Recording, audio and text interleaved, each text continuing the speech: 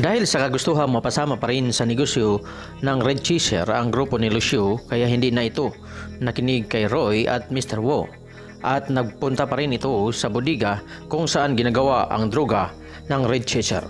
At dahil doon ay nagalit itong si Roy at Mr. Wo, kaya nagkatutukan sila ng baril at pilit iginigit ni Lucio na dapat kasama pa rin sila sa Red Chaser.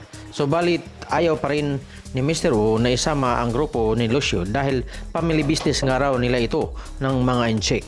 Kaya wala nang magawa itong sina Lucio kundi umalis na lang. Habang naglalakad ang grupo ni Lucio palabas ng building ay nagsimula namang lumusob ang grupo ni Olga at David at doon nagsimula ang putok ng magkabilang panik.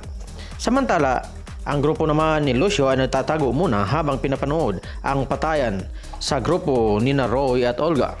Subalit sa pagpatuloy ng kanilang labanan ay naubos ang mga tauhan ni Roy at natamaan pa itong si Mr. Wo.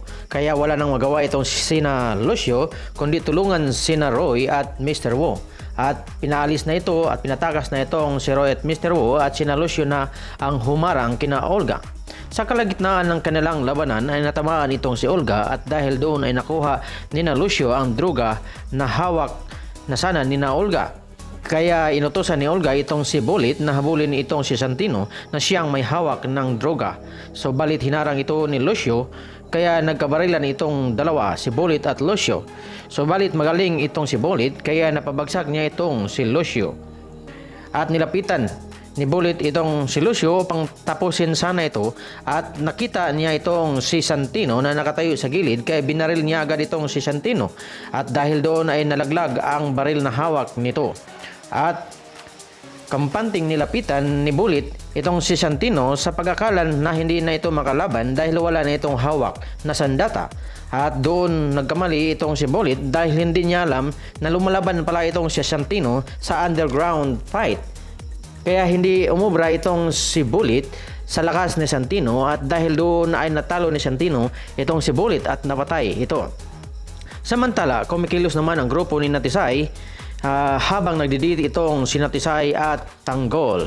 Kaya hinintay lang nila ang go signal ni Tisay kung dapat na ba silang kumilos habang nakaabang sila sa building kung saan nakaparada ang mga sasakyan ni Tanggol. Mga idol, ating abangan sa sunod na episode kung ano ang gagawin ni David pagkatapos niyang makita si Santino doon sa building kung saan ginagawa ang droga ng Red Chaser. Ito ay ating abangan sa sunod na episode dito lamang sa aking channel, Travelers TV.